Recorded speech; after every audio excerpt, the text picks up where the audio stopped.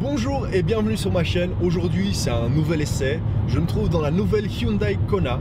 C'est un nouveau crossover que la marque Hyundai a mis sur le marché récemment pour un peu empiéter sur la part de marché des Citroën IC4 Cactus ou des Renault Captur ou ces voitures un peu dans ce genre là, des petits crossovers de ville qui en général ne me plaisent pas trop.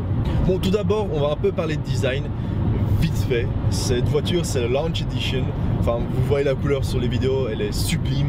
Les roues, c'est des 18 pouces qui sont très très belles. Un peu moins confortables que les petites jantes, mais esthétiquement supérieures. À part ça, on va pas trop s'attarder sur le design. Vous voyez les images, vous pouvez voir les photos sur Instagram. C'est à vous de décider si elle vous plaît ou pas. Voilà.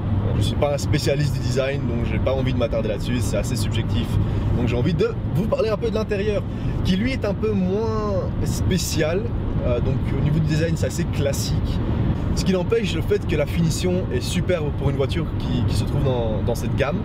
Le cuir est très souple, les options, la voiture regorge d'options. Que ce soit l'affichage tête haute ou l'Apple CarPlay ou toutes ces options du style caméra de recul, volant chauffant, siège chauffant. La voiture est très très bien équipée. Pour ce qui est de l'espace et du confort, la voiture est super spacieuse, 4 personnes se sentiront vraiment à l'aise, malgré le fait que c'est une voiture qui a l'air assez petite. Honnêtement, je me sens très bien, j'ai 1m88 et derrière moi, on peut asseoir une personne sans aucun souci, une personne qui fait plus ou moins ma taille. Donc vraiment, c'est pour vous dire qu'au niveau de l'espace, super. Après, le coffre est un peu plus petit que la moyenne, mais personnellement, pour un petit crossover de ville, c'est amplement suffisant. Et au niveau du confort, malgré le fait que les sièges sont super confortables, et bon, bien sûr c'est des sièges électriques qui s'ajustent, il y a le support lombaire, etc. Donc les sièges sont vraiment irréprochables. Le problème, et si c'est vraiment un problème pour vous de la voiture, c'est que les suspensions sont un peu plus rigides. Comparé donc à une Renault ou à une Citroën, les suspensions vont être un peu plus rigides, ce qui va bien sûr un peu compromettre au niveau du confort, mais ceci améliore beaucoup la tenue de route de la voiture, ça on va en parler dans une minute. Avant ça, j'ai envie de mentionner vite fait quelques chiffres. Cette voiture est équipée du moteur 1 litre 3 cylindres turbo qui développe 120 chevaux et de la boîte manuelle 6 vitesses. C'est une traction. Et honnêtement, j'ai été surpris par le petit moteur qui est bien plus nerveux que ce à quoi je m'attendais. Je ne dis pas que c'est une voiture de course, c'est pas super rapide, mais c'est amplement suffisant et pour un petit 3 cylindres d'1 litre, irréprochable. Vraiment un gros pouce bleu pour le moteur. Après, au niveau de la consommation, ce n'est pas fabuleux, mais ce n'est pas mal non plus. Sur la longueur du test, ma consommation moyenne était d'environ 8 litres au 100. Et ça, c'est parce que je ne conduisais pas la voiture particulièrement économiquement. Je roulais vraiment normalement, j'accélérais parfois. Voilà, c'est une consommation normale. Après, je suis certain qu'il y a toujours moyen d'avoir une meilleure consommation. Bien sûr, sur l'autoroute, vous êtes en dessous de 7.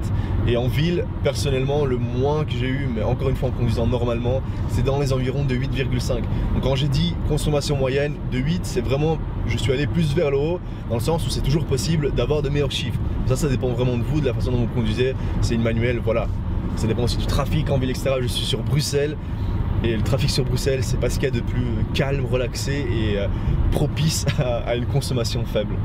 Ceci étant dit, j'ai envie de finir la vidéo, comme d'habitude, ceci est un résumé de la vidéo en anglais, donc je précise, je suis allé vraiment très vite sur la plupart des détails, j'ai essayé de traduire un maximum de ce que j'ai mis sur ma vidéo en anglais, donc ce sera un peu moins complet, donc n'hésitez pas à aller voir la vidéo en anglais si vous avez envie d'avoir plus d'informations ou laissez un commentaire. Mais avant ça, j'ai envie de vous parler donc de mon ressenti derrière le volant de la voiture, et parce que je l'ai quand même eu pendant une semaine, j'ai fait pas mal de kilomètres avec, et honnêtement, j'ai été surpris, voilà, j'ai été plaisamment surpris. C'est une voiture à laquelle honnêtement je n'aurais jamais pensé, voilà, c'est assez nouveau sur le marché, on n'en voit pas énormément pour l'instant, on les connaît pas, c'est des petits moteurs, voilà, on ne sait pas à quoi s'attendre, mais honnêtement c'est très agréable à conduire. Comme je disais, c'est plus sportif que ses compétiteurs, même si c'est un peu moins confortable. Après, moi personnellement, je préfère ça. Voilà, j'ai un âge où je préfère une voiture qui est un peu plus sympa à conduire plutôt qu'une voiture qui est assez bon, confortable, mais après voilà, rien de spécial quoi. J'ai également bien été surpris par l'intérieur qui est, comme je le disais, très bien fini. Donc honnêtement, cette voiture, j'approuve. Après, si vous considérez d'autres modèles comme le Renault Captur ou le Citroën IC4 Cactus, je vous conseille d'essayer celui-ci avant, faire un petit test drive. Si vous cherchez comme moi des voitures qui sont un peu plus plus sportive, où le comportement de route est moins papy et plus jeune, ça reste une option viable, ça reste une voiture qui ne vous coûtera pas énormément, environ 25 000 € pour celle-ci qui est vraiment super équipée, vraiment super équipée. Donc je vois pas ce qui manquerait, ce qu'on pourrait ajouter sur la voiture. Donc ça reste un prix raisonnable pour une voiture neuve. Si je me suis bien informé, c'est 5 ans de garantie avec, sans limite kilométrique, ce qui est quand même très rare. Donc voilà, plein de points positifs, quelques points négatifs.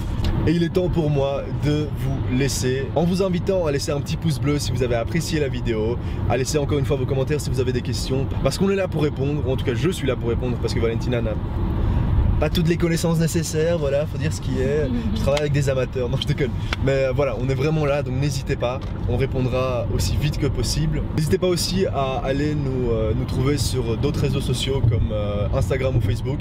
Vous pouvez laisser des commentaires ou poster ou nous suivre, voilà. Le contenu est différent à chaque fois, donc ce qu'il y a sur YouTube n'est pas forcément présent sur Instagram et vice versa. Donc ça pourrait peut-être vous donner une meilleure vue d'ensemble sur les voitures qu'on essaye ou sur ce qu'on fait en général. Enfin, n'oubliez pas de vous abonner, ça reste juste un clic pour vous, mais pour nous c'est vraiment très important. Plus on a d'abonnés, plus vite on reçoit des voitures et plus de vidéos on peut faire pour vous, quoi. Voilà, ça reste très simple, donc n'hésitez pas à cliquer. Sur ce, à la prochaine, ciao.